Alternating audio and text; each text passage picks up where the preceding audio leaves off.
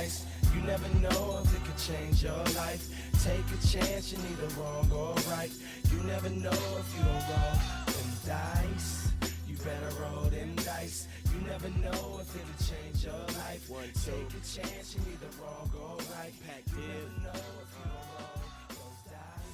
Hello, Rob. Hello, Matt.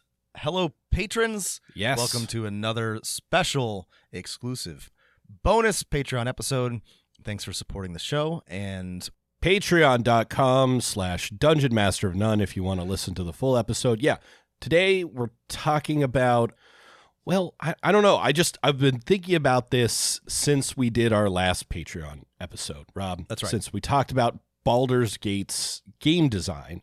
And I think most people's memorable moments from the game outside of weird tactical shenanigans are talking your with first your experience friends. with barrelmancy is going to be at the top of the list, but everything else is less about the tactical combat and more about the role playing, the role playing, the conversation, the endless dialogue trees that you can have with the non-player characters in your camp, who are like also kind of player characters. And obviously this works so well because it's directed well and written well and voice acted well. But I was thinking back to like the things people like about role-playing games, and people like it. And I think GMs like ourselves like it when players have kind of scenes or story beats where they're just talking to each other. And we both know this just happens naturally, right? When you've got a good flow, when you've got a good players, when you've got interesting characters and an interesting premise.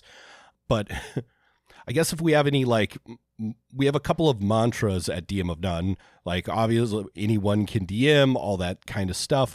But I think one of the obscure ones that we've hit on a couple of times is that anything you see people doing could be done with the right set of rules is maybe the wrong words, but like guidelines. Yeah. Somewhere between support tools, rules, guidelines, something outside of the fiction that can help support you be better.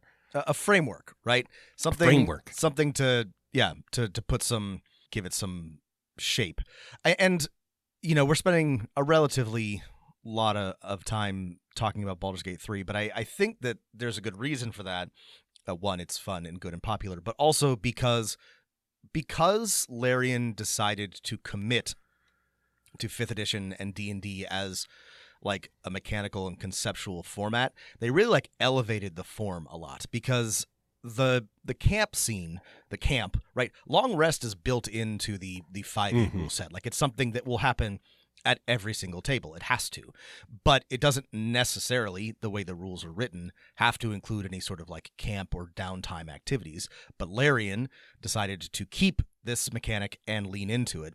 And there are lots of CRPGs and there are lots of games that have camp scenes, and we'll talk about this is a trope, right? This is a long running and I increasingly think like a very good trope, but they really elevated it in Baldur's Gate 3 by making the camp scenes fun by themselves and not just sort of like an interlude between combats, and making them essential to the story itself and to the stories of your companions, who are, like Matt said, well written, well voice acted, well directed, which has a lot to do with this. But I think lots of things about it were great, and I'll talk about some moments that I love from Baldur's Gate 3, but the thing that I felt was most innovative was that these camp moments drove the action and story forward, and they were dynamic in a way. Your companions are always responding to something that happens during the adventuring day, which again requires a lot of extra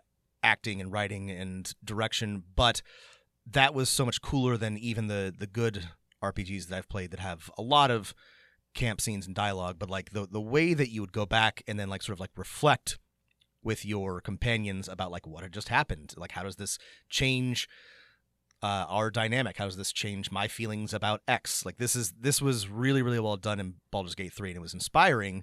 I think inspiring to both of us to think about how we do our own downtime scenes, because I do think this is a critical part of most RPGs, but especially anything that's like D&D related or like. If you'd like to hear the rest of this episode, you can subscribe to our Patreon at patreon.com/Dungeon Master of None.